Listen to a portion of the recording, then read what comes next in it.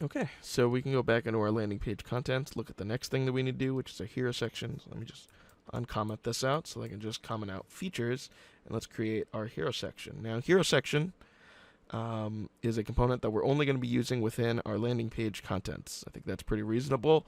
So we can put it within the same _UI folder here without needing to put it within our components directory.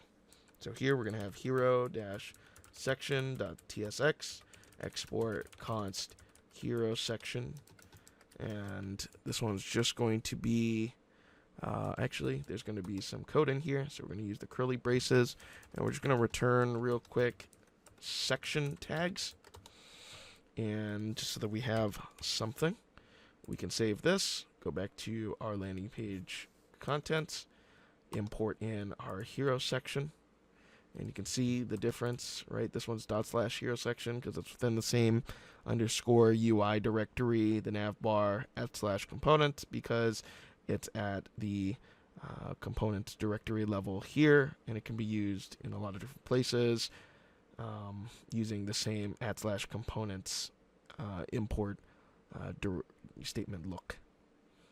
So cool. Inside of our hero section here, we're going to provide our styling.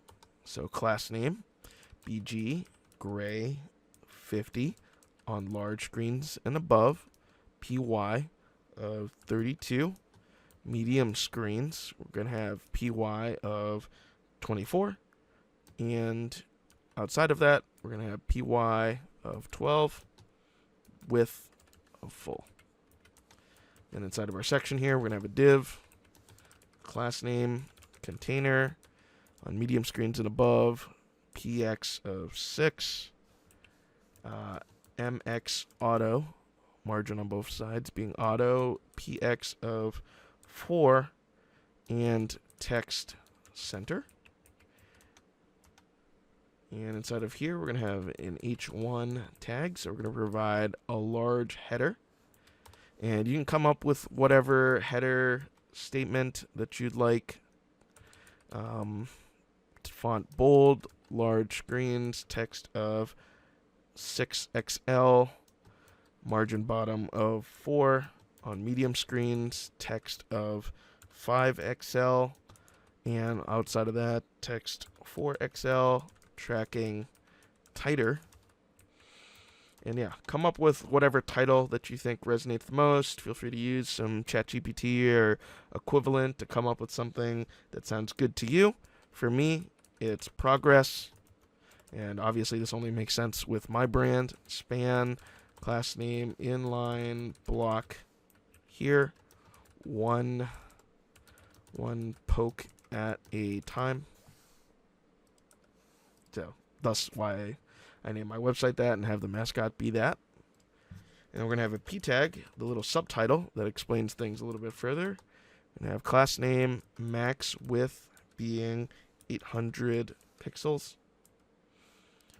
Margin bottom of 8 on medium screens and above. Text of extra large. MX auto. Text gray 700 to make it complementary to our header. Plan, prioritize, and ship with speed. Poke helps you stay on track and in control, which is the point of a good Kanban board. Awesome. So right under this p tag, just to be clear, right under the p tag, we're going to have another div. So make sure that you put it in the right place. We're going to have class name, flex, justify, center here. And we're going to use the button component from shadcn, so @component/UI/button here. And we're going to style it real quick. We're going to have class name, BG blue 600, hover, BG blue 700, hover, cursor, pointer, padding in the horizontal direction of 8, on the vertical direction py of 6, rounded medium, text large, then an on click, capital C, on click of doing something. We'll discuss that a little bit later. And we're just going to provide a call to action, which is poke to work. I thought it was cute to provide that. And so what are we going to do within this on click? Well, we want the user to be sent over to our login. And I'm just going to take the opportunity. I could just use another link component like in our nav bar, but I'm going to try something a little bit different here. We're going to declare at the top here for this component to be a client component. So again, you can totally use link if you want to just take us over to the login page. But in this case, I'm just going to take the opportunity to show another way, which is to do const router is equal to use our router, and make sure that you grab it from next/navigation so that we can grab the router hook that allows for us to influence navigation from page to page, similar to how it's done with link. In this case, right, only allowed within client components because we're changing things on the browser. Makes sense. So make sure that you're using the one from next/navigation. This next/router is for page routers, which we're not using in this project.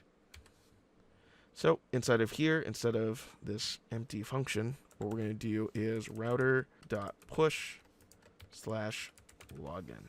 So if we go back over to our project real quick, we can now see our hero section, right? Big title at the top, smaller subtitle with a slightly different color, so it's not the same intensely black color. I guess that's what I would call it. And then we have our button here, and if we click it, it takes us over to the login. Wonderful. Next up, our features section going underneath our hero section. Okay, now for our features section. Unfortunately, this is just going to be a lot of, basic. Now, onto the features section. I'm going to be completely honest. I just generated this using AI. You can have a more thoughtful design process of coming up with all of the individual features that are going to be used. And, I just used AI to generate it. Maybe you can put in the comments down below what features you'd like to see me maybe do in like an addendum to this walkthrough, some continuation episodes of quote unquote upgrading our project. I'm happy to do that if there's demand for it. So maybe you can use some of the things that are found in the features section as inspiration. I'm just going to go through and create some of the first cards, and then after that I'm just going to copy paste the whole thing in.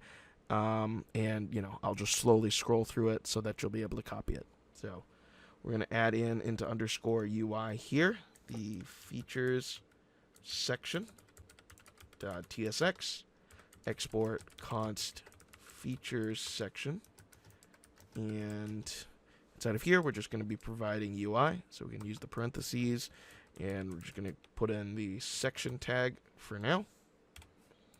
Then inside of our landing page contents here, let me just close out the home page here, home section there. We're going to have uncomment our features section and import it. Great.